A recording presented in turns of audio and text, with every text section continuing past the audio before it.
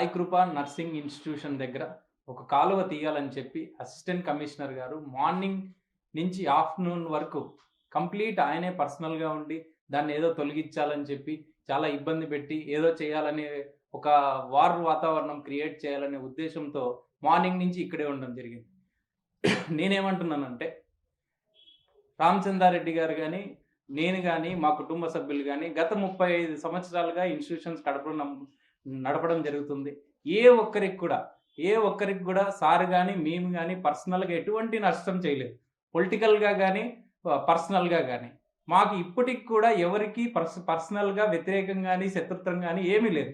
ఒక పీస్ లవర్‌గా, శాంతి కోరుకుండే ఒక వ్యక్తిగా రామచంద్రారెడ్డి గారు గత 20 ఏళ్ళు, 25 ఏళ్ల నుంచి రాజకీయాల్లో చిన్న చిన్నగా ఎదుగుతూ స్వయం కృషితో ఎమ్మెల్సీ దాకా వచ్చారు. ఈరోజు ఏదో ఇంటెన్షనల్‌గా చెయ్యాలి, ఏదో జరుగుతుందని. అక్కడికి కమిషనర్ గారికి ఏం చెప్పారంటే సారు, "ఒక 3 రోజులు టైం ఇయ్యండి. మేము సహకరిస్తాము. మేము చేసిస్తామండి.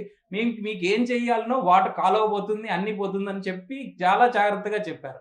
నేనేమంటున్నానంటే వన్ సైడ్‌గా బిహేవ్ చేయొద్దంటాను. వన్ సైడ్‌గా ఎప్పుడైతే ఆఫీసర్ బిహేవ్ చేస్తారో పబ్లిక్ గూడా డిస్టర్బ్ అయితారు.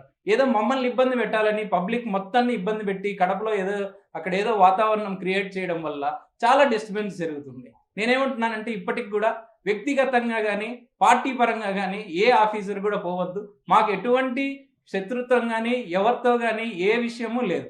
నేను ఇప్పటికి గూడా చెప్తున్నాం. మేము డెఫినైట్‌లీ సహకరిస్తాం. పబ్లిక్ ఇంట్రెస్ట్ మీద డెఫినైట్‌లీ సహకరిస్తాం. కడప డెవలప్‌మెంట్ కోసం చేస్తాం. ఇదే విషయాన్ని తెలియజేశాం. అందుకు నేనేమంటున్నానంటే, ఈ రాబోయే రోజుల్లో కూడా ఏ ఒక్క ప్రజల్ని కూడా ఇబ్బంది పెట్టొద్దు. ఇబ్బంది పెట్టి వాళ్ళని ప్రజల నుండే ప్రశాంతమైన జీవితాన్ని డిస్టర్బ్ చేయొద్దు. నేనేమంటున్నానంటే ఒక నోటీస్ ఇవ్వండి. ఒక నోటీస్ ఇవ్వండి. మేము యాక్షన్ తీసుకొని చేయలేకపోతే తర్వాత రండి. మేమొచ్చేసాం ఇప్పుడే చేసేయాలి అంటే ఒక 3 డేసో, 5 డేసో, 10 డేసో రూల్స్ ప్రకారం ఉంటాయి. దానికి మాకు నోటీస్ ఇవ్వండి. మేము డెఫినైట్‌లీ సహకరిస్తాం. మేము ఇప్పటికి కూడా చెప్తున్నాం సహకరిస్తున్నాం. నా పర్సనల్ రిక్వెస్ట్ ఏంటంటే ఎవరికీ వ్యక్తిగతంగా పోవద్దు.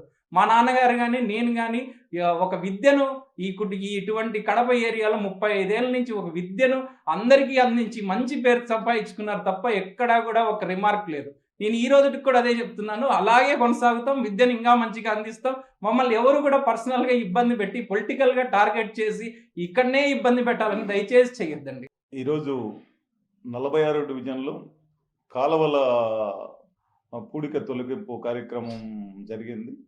అందులో భాగంగా మా నర్సింగ్ కాలేజీ వద్ద కాలువ పూడిక తీయాలనేటటువంటి ఉద్దేశంతో అడిషనల్ కమిషనరు రావడం జరిగింది.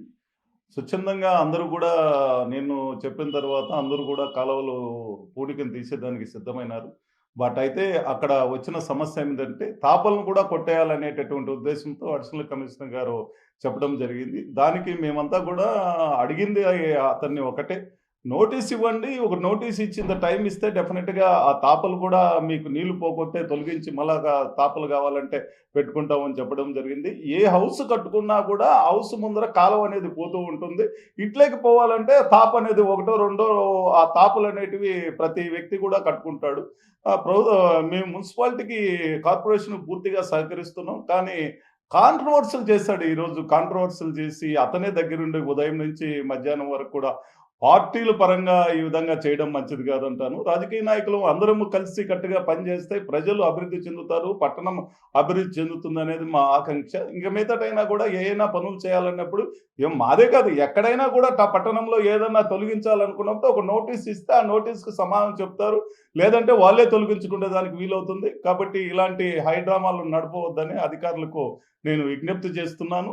ఇంక మీదట ఎప్పుడైనా కూడా ఏమన్నా చేయాలనుకున్నప్పుడు ఖచ్చితంగా పట్టణంలో ఏ ఒక్కరికైనా, నాకే కాదు ఏ ఒక్కరికైనా ముందు నోటీస్ ఇచ్చి మీరు తొలగించవలసిందిగా తెలియజేస్తున్నాను. పట్టణంలో చాలా ఉన్నాయి. మురికి కాలువలంతా నీళ్లు పోకుండా ఎక్కడికంటే స్టకప్ అయిపోయినాయి. ఆ స్టకప్ అయినటువన్నీ చూడకుండా ఎవరో కంప్లైంట్ ఇచ్చారు అనేటటువంటి ఉద్దేశంతో సందులో ఉండేటటువంటి కాలువలకు రండి. చాలా సంతోషం. అందులో మా డివిజన్ నేను ముందే లెటర్ పెట్టానయ్యా, చాలా కాలువలు పోలేదు. నేను నివసించే డివిజన్ ఇది. అందులో ఇక్కడ పనిచేస్తున్నది కార్పొరేటర్గా మా మిస్సెస్ మేము కూడా డెవలప్ కావాలనే కోరుకుంటున్నాం. దాదాపు 20 కోట్ల రూపాయలు ఈ మేము ఉన్న 5 ఏళ్ల గత గవర్నమెంట్లో 20 కోట్లు ఖర్చు పెట్టి ఈ డివిజన్ అభివృద్ధి చేయడం జరిగింది. 2 పార్కులు కూడా చాలా బాగా సుందరంగా కట్టినాం. రోడ్లన్నీ కూడా దాదాపు అన్ని కూడా కంప్లీట్ చేసాం. 90% 46 డివిజన్లో కంప్లీట్ చేసాం. అభివృద్ధి చేయాలనేటటువంటి సంకల్పం మాకుంది. ఎక్కడ కూడా ఆక్యుపై చేయాలనేటటువంటి సంకల్పం మాకు లేదు. నేను ఒక పెద్ద మనిషిగా, ఒక ఎమ్మెల్సీగా అందరికి కూడా చెప్తాను, అందరం కలిసికట్టుగా పనిచేస్తాం, ముందుకు పోదాం. ఎక్కడ అభివృద్ధి ఉంటే అక్కడ మంచిగా అభివృద్ధిని ముందుకు తీసుకుపోదామని నేను అధికారులందరికీ కూడా రిక్వెస్ట్ చేస్తున్నాను, తెలియజేస్తున్నాను కూడా. ఒకే వేలో పోవద్దని అధికారులకు తెలియజేస్తున్నాను. Local to global news at your finger tips. మీ చేతిలో ఒక ఆయుధం. Download Raw TV app. Media legend Ravi Prakash is back.